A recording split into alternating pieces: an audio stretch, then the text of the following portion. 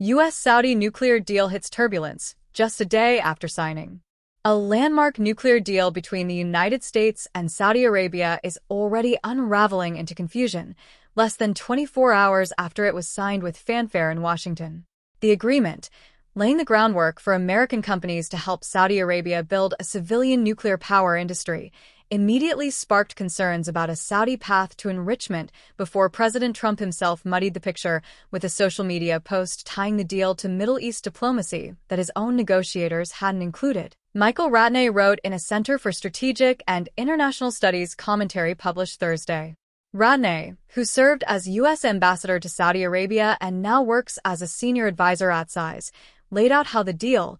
formerly known as a 123 agreement after the section of the Atomic Energy Act that governs U.S. civil nuclear cooperation, came together on July 22 when Energy Secretary Chris Wright and Saudi Energy Minister Prince Abdulaziz bin Salman signed it in Washington. Saudi Arabia has treated nuclear power as central to Vision 2030, the kingdom's plan to diversify its economy away from oil, alongside investments in solar and wind. The rationale is straightforward from a Saudi perspective, since the kingdom currently burns crude oil domestically for more than a third of its electricity generation, oil it could otherwise sell abroad for substantial profit, making nuclear power a genuinely useful alternative rather than just a prestige project. The first came from press reports, including reporting from the Wall Street Journal and the New York Times, suggesting the agreement could eventually let Saudi Arabia build its own uranium enrichment capability, a process that separates usable nuclear fuel from raw uranium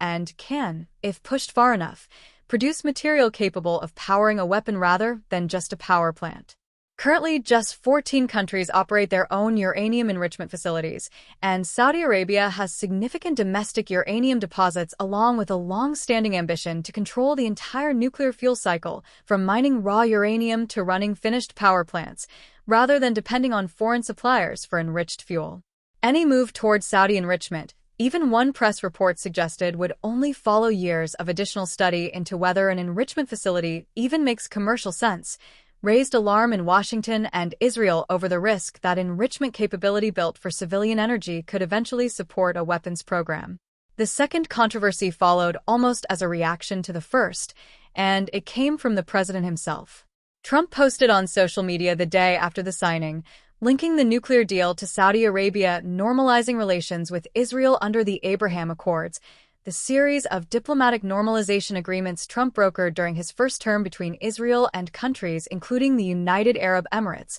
Bahrain, and Morocco. He also appeared to rule out uranium enrichment entirely in that same post, contradicting the ambiguity in earlier reporting, and in Ratney's telling, oddly equated Iran's nuclear program with that of the UAE, two countries with very different nuclear track records and international standing. That timing struck many in Washington as strange, according to Ratney, since Trump's most senior officials had negotiated and signed the agreement just a day earlier, without publicly attaching a normalization condition to it. Trump's insistence that the nuclear deal would be contingent on Saudi Arabia joining the Abraham Accords and normalizing relations with Israel surprised many observers, seemingly adding a major condition to an agreement that his most senior officials had negotiated on his behalf and signed to great fanfare only a day earlier, Ratney wrote. Ratney argued that the surprise condition doesn't actually change Saudi Arabia's underlying calculation on normalization, which has depended since talks began during the Biden administration on Israel agreeing to support the creation of a Palestinian state,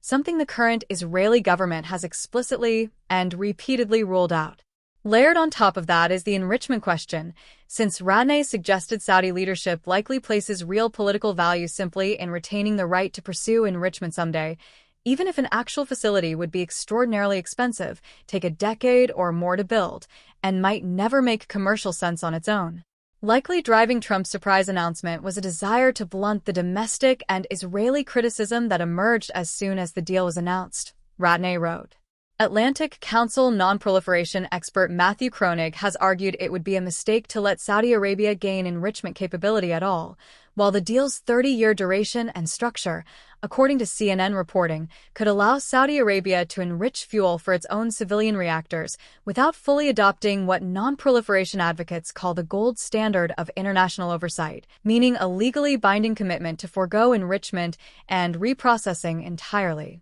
The Section 123 agreement itself still requires congressional review, and while lawmakers could theoretically block it, doing so would require a veto-proof majority in both chambers, a high bar that leaves the deal on track to take effect regardless of the confusion surrounding Trump's remarks. Over the course of this administration, Washington has agreed to sell Saudi Arabia F-35 fighter jets, struck economic agreements covering areas like artificial intelligence, and now signed this nuclear cooperation deal, essentially handing the kingdom most of what it stood to gain from normalizing with Israel under the grand bargain first negotiated during the Biden administration, an arrangement that had also envisioned a mutual defense treaty and a path toward Palestinian statehood before the Gaza war, and Israel's refusal to support a two-state solution took that broader deal off the table. By inserting normalization at the last minute, President Trump now throws a great deal of uncertainty into a deal that was always going to be controversial and creates more questions about the reliability of the United States as a strategic partner,